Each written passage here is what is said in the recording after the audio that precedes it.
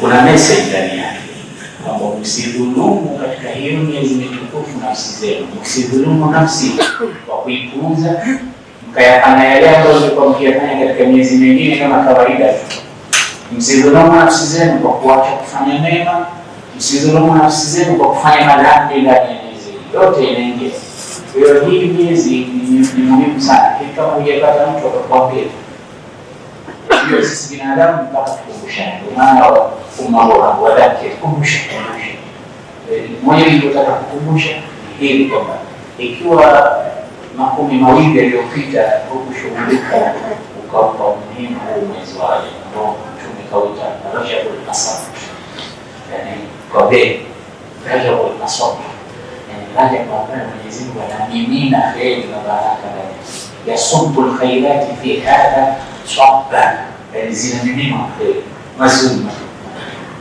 Kwa hiyo shiriki katika uwenzi wa kufanya mema, fanya mema lolote ambalo unajua katika khairati mazuri kufanya, hususan katika hizi siku zilizobakia. Alafu kitu cha pili, katika hotuba yetu tulitaja thawabu, lakini thawabu ilionekana hasa pale siku ilipokombolewa Palestina kwa mara ya kwanza na Umar ibn Khattab, ambaye alipoingia katika mji huu wa Palestina ambao leo machozi ya damu tunalia kwa ajili yake.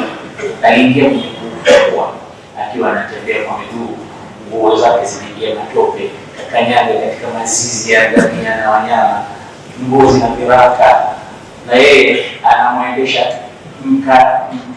mfanyikazi wake ambaye ndio msaidizi wake yuko juu. Yeye haya kitawapo kaingia katika Baitul Maqdis, mpaka wale madilila wale wa Kiislamu kumbe itakuwa aibu kiongozi wetu anaingia anatembea kwa miguu, ameingia matope, amekanyaga matope, nguo zake zina viraka. Hao tusema ndio kiongozi wetu huyu, ndio rais wetu huyu. Abu Ubaida alivunja roho, anamwambia Omar anamwambia hivi, lau qala ghayruka hadhihi kalima la awja'tuhu faqat, kama hili neno akasema mtu mwingine si wewe ambaye Mtume kakuita aminu hadhihi, ningemtia kofi, ningempiga kweli. Nasema kana Umar idha daraba awja wa idha masha asra wa idha qala asma. Umar tabia yake akipiga anaumiza na akitembea kwenda haraka na akisema asikika. Na ingekuwa si wewe angekula kofi. Kile kamwambia kunna adilla, sisi tulikuwa madhalili kweli kweli sisi Waislamu. Fa'azzana Allahu bil-Islam, Mwenyezi Mungu akatutukuza akatunyanyua kwa Uislamu. Fa idha taghaina al-izzata fi ghairi al-Islam kadhalika Allah. Sasa tukitafuta izza kwa wasiokuwa Waislamu tubadilisha tena. Niache mimi najidhalilisha kwa Allah, si kwa hawa. Ndio maana Baitul Maqdis ikaru. Hili vitendo, tabia ya kujidhalilisha mbele ya Allah ni tabia ambayo inafungua milango. Basi ndugu zangu, kipata tena fursa ya shake akinialika tena. Mimi kwa naona nimepotea hapa, maana ni msikiti ulikuwa nikija, ulikuwa msikiti kama wa shamba hivi. Sio kwa kudharau, naomba wasifuata. Lakini sasa msikiti modern house, Mwenyezi kujalia mbarikia aliyejenga kwa msikiti. Na watu hatari. Yaani sisi sasa ile mimi kupata hela tukija kujenga villa ni commission pata dola. Lakini wao wanakuja kujenga msikiti kama huu, watu wanaingia maswali hawapati kodi yote hapa. Wengine hata wakiingia wanaweza kusema hasara kwa kweli hapa. Sasa kama hizo ziko msikiti.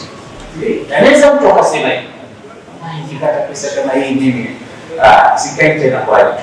Kwanza kompyuta yangu inakuwa kule ambapo mimi nazimiki 24/7. Lakini wenzetu wanafanya biashara na wao.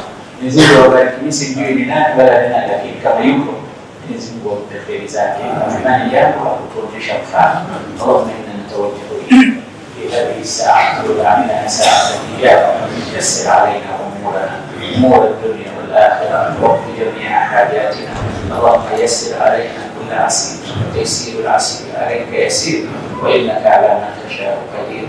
يا من لا يحتاج إلى البيان والتفسير حاجاتنا إليك شيء كثير، أنت عالم بها وخبير فارحمنا لنا يا أرحم الراحمين. وصل اللهم وسلم وبارك على سيدنا محمد وعلى آله وصحبه أجمعين. الحمد لله رب العالمين.